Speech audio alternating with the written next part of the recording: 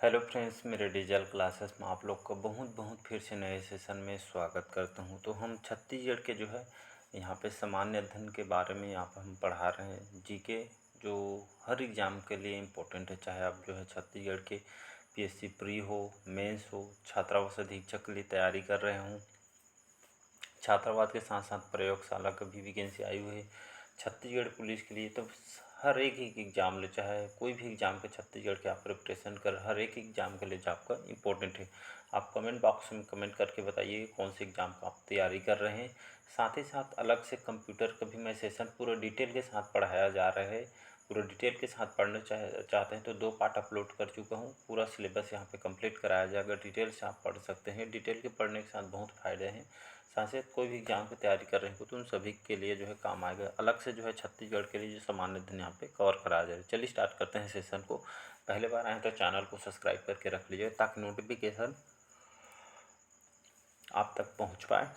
तो पहला क्वेश्चन है आज का, छत्तीसगढ़ के जो प्रसिद्ध कुलेश्वर महादेव का जो मंदिर है, ये छत्तीसगढ़ में कहाँ पे स्थित है, कौन से जिला में, राजिम में, रायपुर, कवर्धा या राजनांदगांव में। तो आप सभी को पता होगा छत्तीसगढ़ की जो प्रसिद्ध कुलेश्वर जो महादेव मंदिर है ये छत्तीसगढ़ के राजिम में स्थित है। राजिम जो है आपके कौन से जिला में अंतर्गत आती है, तो जो है गरियाबंद जिले के अंतर्गत आती है। तो कुलेश्वर जो महादेव जो मंदिर है, भगवान जो है शिव जी के मंदिर है। ये जो है महानदी, पैरी नदी और सोंढूर नदी के संगम पे जो है इसका निर्माण किया गया है। और हर साल यहाँ पे जो है माघ पूर्णिमा में महाशिवरात्रि का मेला लगता है, जो कि अभी चल रही है। तो इसको याद रखिएगा। गरियाबंद जाएंगे तो राजिम में जो है, और इसको जो है प्रयागराज के संज्ञा दी गई है। और राजूलोचन मंदिर यहाँ पे स्थित है, एक कुलेश्वर महादेव मंदिर। तो ये सभी जो है आपका जो है गरियाबंद जिले के अंतर्गत आती है। तो इसका जो है ए ऑप्शन यहाँ पे करेक्ट आंसर हो जाता है। चलिए अगला क्वेश्चन देखते हैं। कलचुरी वंश है, ये आपका जो है कपूरिया वंश, ये आपका जो है कलचुरी वंश है। यहाँ पे लिख देता हूँ कलचुरी वंश।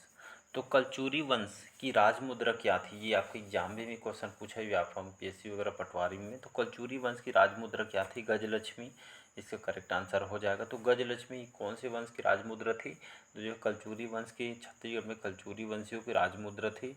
स्थापना देखेंगे तो लगभग 1000 ईस्वी में छत्तीसगढ़ में कलचुरी वंश ने यहाँ पे जो स्थापना किया था। 1000 से लेकर 1741 तक यहाँ पे सर्वाधिक समय तक शासन करने वाला कौन सी वंश है, तो आपके छत्तीसगढ़ के कलचुरी वंश है। याद रखिए, जिसमें आपका जो कलिंग राज जो है इसके संस्थापक है, याद रखिएगा। कलिंग राज कौन है, तो कलिंग राज जो है छत्तीसगढ़ में कलचुरी वंश के संस्थापक है। अंतिम शासक कौन है, तो रघुनाथ सिंह, याद रखिए रघुनाथ सिंह जो है इसके जो है अंतिम शासक हैं। राजधानी तुमाड़ को कलिंग राज ने अपनी राजधानी बनाया था। रतनपुर को रत्नदेव प्रथम ने, छुरी कोसगई को जो बहारेंद्र शाह थे इन्होंने यहाँ पे बनाए थे। कुल देवी कौन है, मतलब कुल देवी क्या थी, तो गजलक्ष्मी उनकी कुल देवता थे। राजकीय भाषा क्या थे, तो संस्कृत भाषा, याद रखिएगा। इनको जो राजपाट में जो भाषा लैंग्वेज उपयोग करते थे, राजकीय भाषा संस्कृत थी। यहाँ पे जो इन्हीं के छत्तीसगढ़ में जो कलचुरी वंश में जो प्रसिद्ध कवि गोपाल मिश्र यहाँ पे आए थे। तो याद रखें, मराठाधीन प्रथम जो कलचुरी शासक रघुनाथ सिंह थे, मराठाधीन अंतिम कलचुरी शासक मोहन सिंह थे। तो नाम को याद रखिएगा। अगला क्वेश्चन देखते हैं। महात्मा गांधी जी का सर्वप्रथम रायपुर में आगमन कौन सी तिथि में हुआ था, 20 दिसंबर 1920 को, 20 जनवरी 1920 को, 20 फरवरी 1920 को या 20 मार्च 1920 को। तो इसका जो करेक्ट आंसर हो जाएगा सन 20 दिसंबर 1920 को सर्वप्रथम महात्मा गांधी जी छत्तीसगढ़ में जो है आए थे। रायपुर में इनका आगमन हुआ था। इनके सहयोगी कौन थे, मौलाना शौकत अली इनके साथ रायपुर आए थे। और 21 दिसंबर को इनके जो कार्यक्रम हुआ था, 21 दिसंबर 1920 को धमतरी पहुँचे। वहाँ पे जो है एक जनसभा को इन्होंने संबोधित किया। रायपुर में उन्होंने आनंद समाज वाचनालय में जो महिलाओं को भी संबोधित किया था। कौन से उद्देश्य से जो यहाँ पे जो है छत्तीसगढ़ आए हुए थे महात्मा गांधी जी, तो कंडेल नहर जो सत्याग्रह धमतरी में चल रहे थे, इसी में भाग लेने के लिए जो आए हुए थे यहाँ पे। लेकिन इसका परिणाम क्या हो, तो गांधी जी के छत्तीसगढ़ में आगमन के पूर्व अंग्रेजों ने यहाँ पे जो है कर को वापस ले लिया गया था इनके द्वारा। तो ये डेट को याद रखिएगा।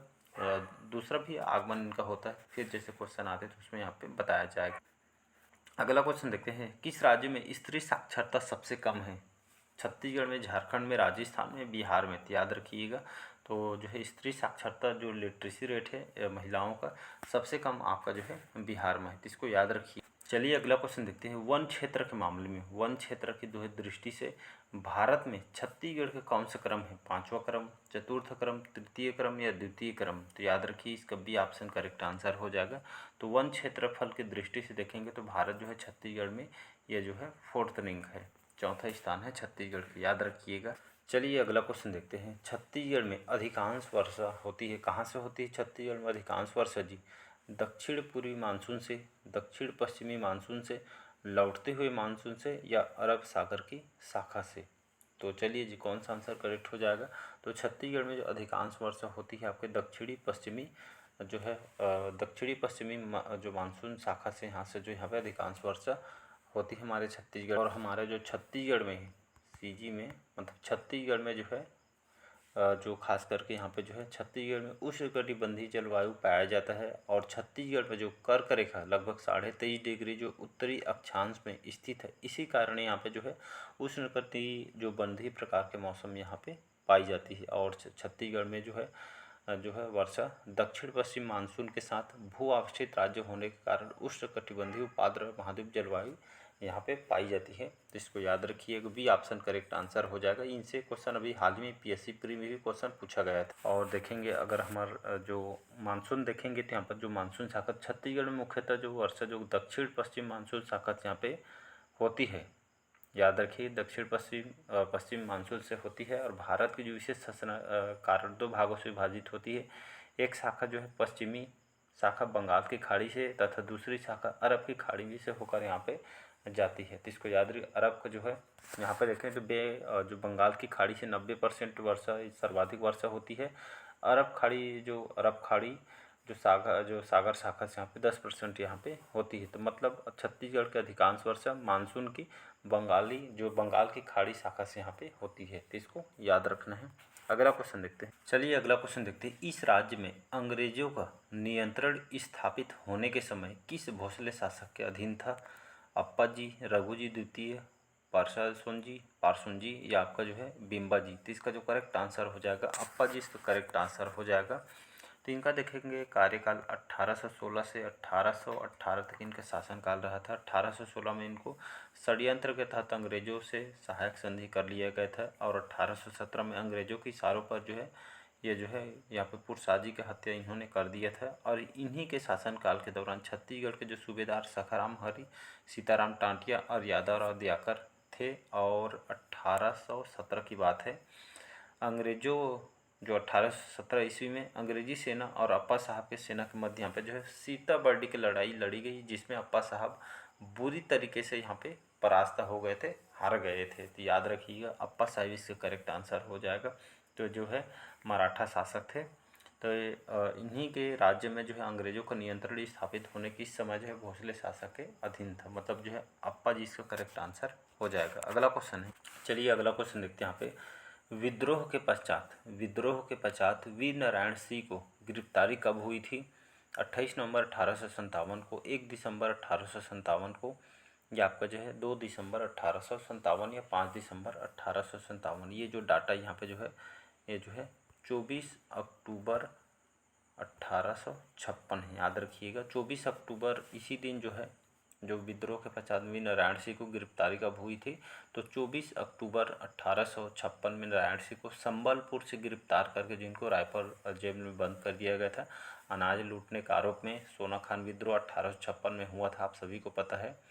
इसी अनाज के लूटने के आरोप में कैप्टन स्मिथ ने उन्हें गिरफ्तार कर लिया गया था। और इन्होंने यहाँ पे जो है फिर जो है 27 अगस्त को 1857 को वीर नारायण सिंह जेल से सुरंग बनाकर भाग गए। फिर वो दिन आता है 10 दिसंबर 1857 को इनको वीर नारायण सिंह को रायपुर के जय स्तंभ चौक में चार्ल्स एलियट के फैसले के अनुसार इनको फांसी दे दी गई। तब से वीर नारायण सिंह छत्तीसगढ़ के स्वतंत्रता संग्राम के प्रथम शहीद माने जाते हैं। तो यहाँ से शहीद जो है इनको कब दिया गया था? 18 दिसंबर 1857 को जो है इनको जो है जय स्तंभ चौक में इनको यहाँ पे फांसी दी गई थी।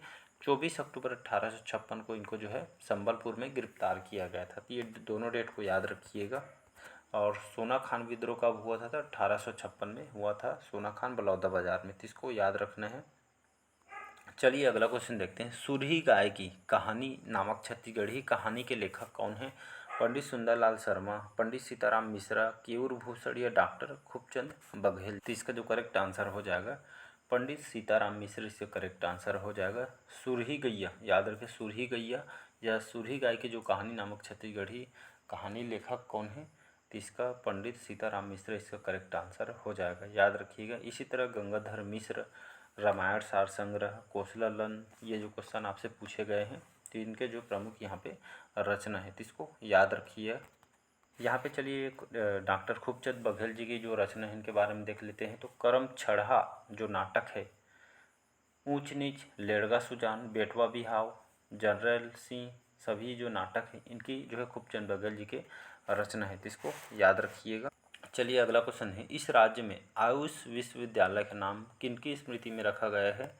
पंडित जवाहरलाल नेहरू, अटल बिहारी वाजपेयी, पंडित दीनदयाल उपाध्याय या पंडित रविशंकर शुक्ल जी। तो इसका जो करेक्ट आंसर हो जाएगा पंडित दीनदयाल उपाध्याय के नाम जो है हमारे छत्तीसगढ़ राज्य में आयुष विश्वविद्यालय का नाम जो है इनकी स्मृति में यहाँ पे रखी गई है। तो इसका जो है सी ऑप्शन करेक्ट आंसर हो जाएगा। चलिए अगला क्वेश्चन है। इस राज्य में छत्तीसगढ़ राज्य में सन 1923 में झंडा सत्याग्रह कहाँ से प्रारंभ हुआ था? बिलासपुर, रायपुर, धमतरी या दुर्ग से? तो इसका जो करेक्ट आंसर हो जाएगा बिलासपुर में 1923 को झंडा सत्याग्रह कहाँ से प्रारंभ हुआ था? तो बिलासपुर से हुआ था, याद रखिएगा। और पंडित सुंदरलाल शर्मा जी ने धमतरी से 100 लोगों का नेतृत्व भी साथ में यहाँ पे इनके द्वारा किया गया था। और पंडित फिर इसका जो नेतृत्व बिलासपुर से 31 मार्च जो 1923 को जो है राजपूत सम्मेलन के अवसर पर स्थानीय टाउन हॉल में यहाँ पे जो है झंडा फहराया गया था, याद रखिएगा। इंपॉर्टेंट क्वेश्चन है। अगला क्वेश्चन देखते हैं। चलिए अगला क्वेश्चन है। प्रति व्यक्ति आय का सूत्र क्या है? यह आपके कई बार एग्जाम में क्वेश्चन पूछा गया है, तो इसको याद रखना है। प्रति व्यक्ति आय का सूत्र क्या होगा? तो सकल राष्ट्रीय आय कुल जनसंख्या जो है इसका सूत्र है प्रति व्यक्ति आय का।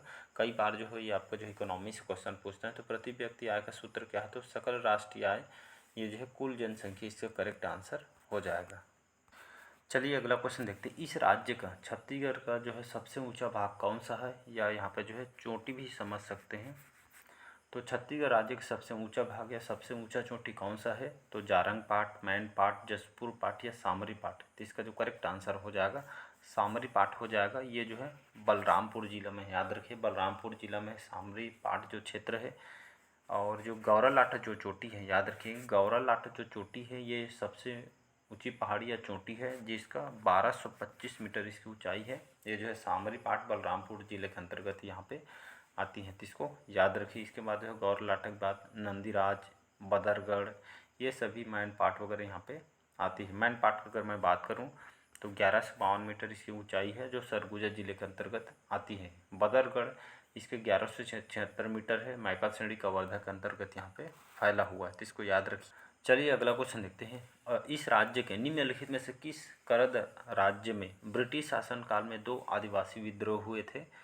राजनांदगांव, कांकेर, बस्तर या कवर्धा में? तो याद रखें बस्तर में जो ये जो है करद राज्य में ब्रिटिश शासनकाल के 2 आदिवासी विद्रोह हुए थे, तो इसका जो है सी ऑप्शन करेक्ट आंसर हो जाए। चलिए अगला क्वेश्चन देखते हैं। इस राज्य में निम्नलिखित में से कौन से स्थान पे स्थानीय लोगों ने 1920 में प्रथम सत्याग्रह किया था? धमतरी में, रुद्री में, कंडेल में या गट्टा सिल्ले में? तो इसका सी ऑप्शन करेक्ट आंसर हो जाएगा। तो 1920 आपको याद होगा, जुलाई, यहाँ पे लिख देता हूँ, जुलाई 1920 में कंडेल नहर सत्याग्रह हुआ था। जुलाई 1920 में कंडेल ग्राम धमतरी में। नेतृत्वकर्ता कौन है? तो पंडित सुंदरलाल शर्मा इसका नेतृत्व करता है। सहयोगी के रूप में छोटेलाल श्रीवास्तव और नारायण राव मेघावाले इसके सहयोगी थे। नथुदी जगताप, ये सभी सत्याग्रह से जुड़े हुए हैं।